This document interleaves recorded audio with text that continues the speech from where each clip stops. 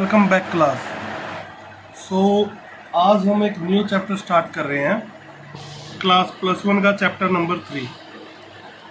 आज हम उस चैप्टर के बारे में या उस किंगडम के बारे में बात करेंगे जिससे हम क्या है 24 घंटे घिरे रहते हैं, जो हर जगह हमारी कहीं ना कहीं हर जगह हेल्प करता रहता है, जिससे हम 24 घंटे क्या है घिरे हुए हैं, जो हमें सराउंडेड है हमारे।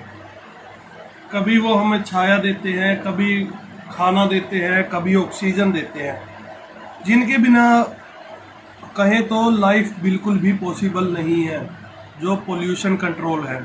या right, today we are starting a very new chapter and that is plant kingdom. Plant kingdom के अंदर हम क्या है वेरियस क्लासिफिकेशंस पढ़ेंगे।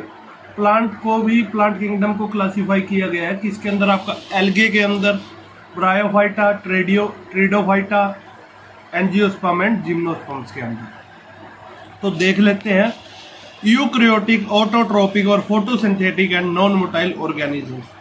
यूकैरियोटिक यानी इससे पीछे जो भी ऑर्गेनिजम थे वो क्या थे? प्रोकैरियोटिक थे, यूनिसेलुलर।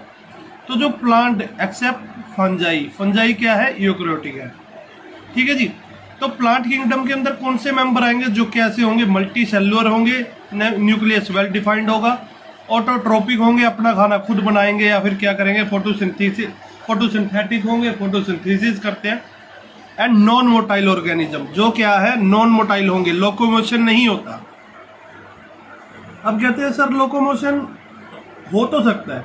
देखो लोकोमोशन जब होता है उसे कहते हैं जब कोई चीज चलती है।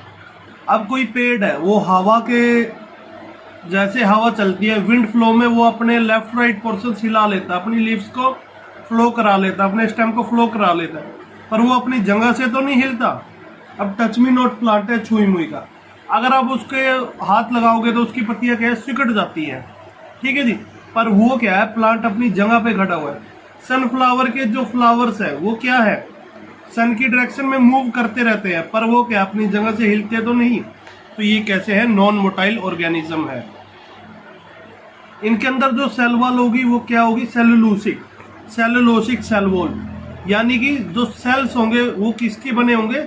सेलुलोज के। Cell walls is made up of cellulose की सेल वॉल्स इनके अंदर पाई जाएंगी। ठीक है जी। Then plastid are present. ये जो बहुत ही स्पेशल फीचर है इस किंगडम का, प्लास्टिड। इससे पहले आपने देखा होगा कि क्लोरोप्लास्ट प्रेजेंट थे, उनके डिफरेंट पिगमेंट्स थे, थैलोप्लास्ट था, सब प्रेजेंट था, पर प्लास्टिड्स नहीं था। पर इसके अंदर प्लांट किंगडम के अंदर प्लास्टिड्स प्रेजेंट होते हैं, जिसके कारण chlorophyll A, B, C, chloroplast, थैलोप्लास्ट, फेलोजीनी, her type क्या है, हर कंपोनेंट, हर पिगमेंट है वो क्या है प्रेजेंट रहते हैं। वही eukaryotic cellular organisation, well defined nucleus होगा, मल्टी सेलुलर ऑर्गेनिज्म होंगे, मल्टी सेलुलर होंगे ये। ठीक है जी।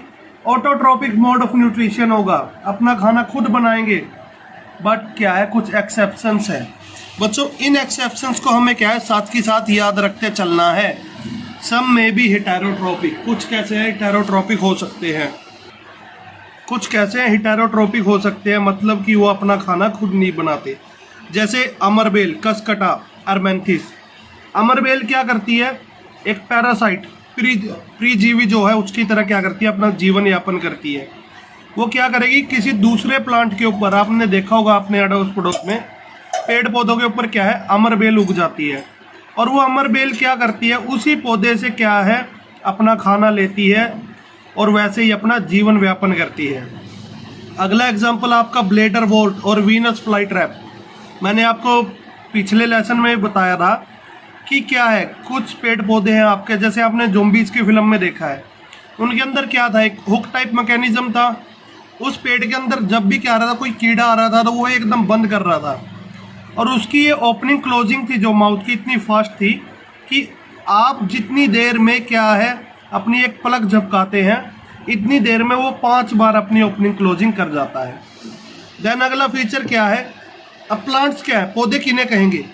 All eukaryotic chlorophyll containing organisms called plant, कि वो सभी जीव जो क्या है क्लोरोफिल है जिनके अंदर, और मल्टी सेलुलर है और उनके अंदर न्यूक्लियस पूरी तरह से डिफाइन है, उन जीवों को क्या कहते हैं? प्लांट्स। देन क्या प्लांट्स है, तो मैंने आपको बताया क्लासिफिकेशन हुई है। तो इसके अंदर कुछ थे, नेचुरल क्लासिफिकेशन सिस्टम था, फाइलोजेनेटिक क्लासिफिकेशन सिस्टम था, न्यूमेरिकल टैक्सोनॉमी थी, साइटोटैक्सोनॉमी थी, कीमोटैक्सोनॉमी थी। जो क्या है, घबराइए मत, हम इसी चैप्टर में जब आगे पढ़ेंगे उनको भी देखते चलेंगे। आगे क्या है, they are multi cellular organisms. जो इनकी सेल्स हैं ये क्या है, बहुत सारे सेल से बने हुए हैं, एक्सेप्ट मैंने आपको कहा था कि कुछ एक्सेप्शंस आएंगे। एल्गे, जो आपकी काई है, काई क्या है, एक कोशिका जीव है, यूनिसेलुलर ऑर्गेनिज्म है। नॉन मोटाइल होंगे, चल फिर नहीं सकते। Life cycle alternates with haploid gametophytic and diploid sporophytic generation. जो इनका जीवन चक्र है वो क्या आपस में संबंध रखता है, haploid gametophytic and diploid sporophytic generation से, कि जो गैमेट्स होंगे वो तो कैसे होंगे, हैप्लॉइड होंगे, सिंगल एन होंगे।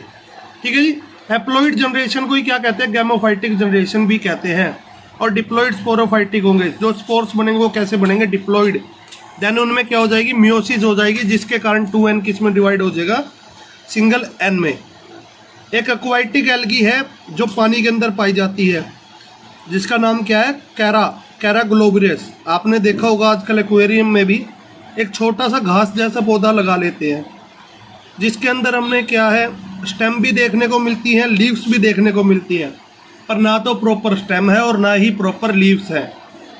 ठीक है जी। उसके थैलेमस में क्या है, राइजोइड्स है, राइजोइड्स। अब इसके अंदर क्या होता है कि इसके अंदर क्या है, दो पार्ट्स होंगे, एक तो ग्लोब्यूल और एक नोक्यूल। जो एंथीरियम होगा, मेल रिप्रोडक्टिव सिस्टम होगा इसके रिप्रोडक्शन में, उसे क्या कहेंगे, ग्लोब्यूल, ग्लोबुलर शेप का होगा। और जो फीमेल रिप्रोडक्टिव सिस्टम होगा, ओगैनियम, वो क्या होंगे, नोक्यूल। और इनकी पोजीशनिंग के ऊपर AIPMT नीट में आए कई बार क्वेश्चन आ चुका है कि what is the position of nucule and globule in Chara globularis. तो जो आपका एंथ्रेडियम पार्ट होगा वो क्या होगा, नीचे पाया जाएगा, और ओगोनियम पार्ट क्या है, प्लांट में ऊपर पाया जाएगा। ठीक है जी। तो इसमें क्या होता है, एंथ्रेडियम से क्या आपका स्पम बनता है, स्पम कैसा होगा, हैप्लॉइड। और यूगोनिया से क्या बनेगा आपका, यूगेनिया, एग बनेगा, एग भी कैसा होगा, हैप्लॉइड n। ये दोनों क्या करेंगे, आपस में फ्यूज हो जाएंगे और जाइगोट बन जाएगा। और जाइगोट हमें पता कैसा होता है, zygote is always diploid. Zygote कैसे होता है, डिप्लॉइड। ठीक है जी। n antheridium plus n oogonium give rise to 2n zygote, जो क्या है, डिप्लॉइड है। और जाइगोट बनते ही क्या हो जाएगी, मियोसिस हो जाएगी। क्या हो जाएगी, मियोसिस।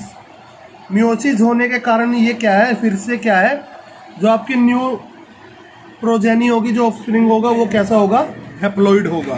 ठीक है जी। घबराइएगा मत, ये हैप्लो जो गैमेटोफिटिक और स्पोरोफिटिक जनरेशन से, अल्टरनेशन ऑफ जनरेशन जिसे कहते हैं, बहुत ही डिफिकल्ट लगता है बच्चों को, पर हम इसे भी इस प्लांट किंगडम के अंदर ही लेकर चलेंगे और आपको ब्रीफली इसके बारे में अच्छे से पढ़ाया जाएगा। और ये मैं आपको कहता हूँ कि इसके बाद आपको कभी भी कोई दिक्कत नहीं आएगी गैमेटोफाइटिक और स्पोरोफाइटिक जनरेशंस के बीच में डिफरेंस करने में।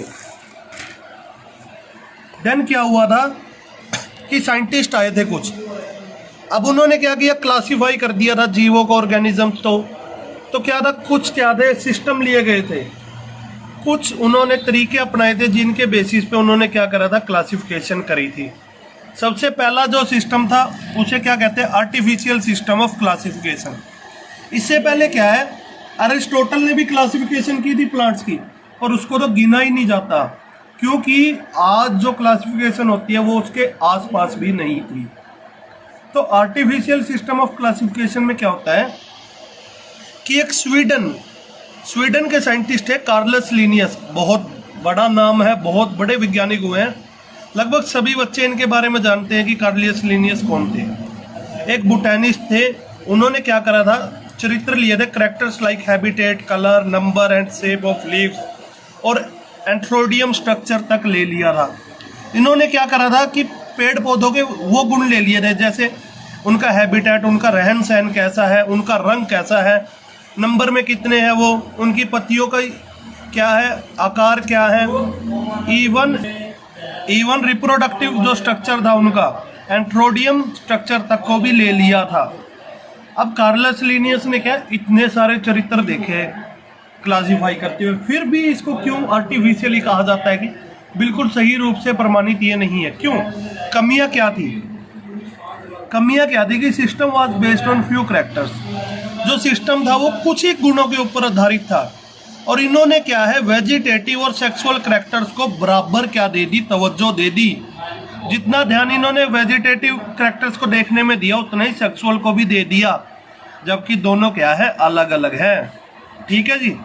अगली कमी क्या थी? Vegetative characters are easily affected by environment. अब आपने जैसे देखो ये पत्तियां हैं, उन्होंने क्या देखा कि जो वेजिटेटिव कैरेक्टर्स है are easily affected by environment, so it doesn't take so much importance.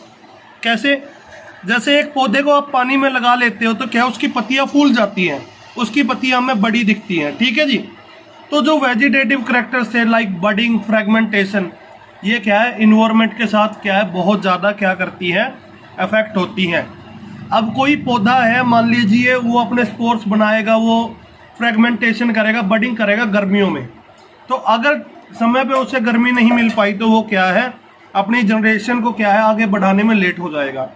तो इसलिए भी इसको क्या है, नकार दिया गया। देन क्या था कि relationship between different plants doesn't considered, कि इन्होंने क्या है, पौधों के बीच में आपसी तालमेल बताया ही नहीं।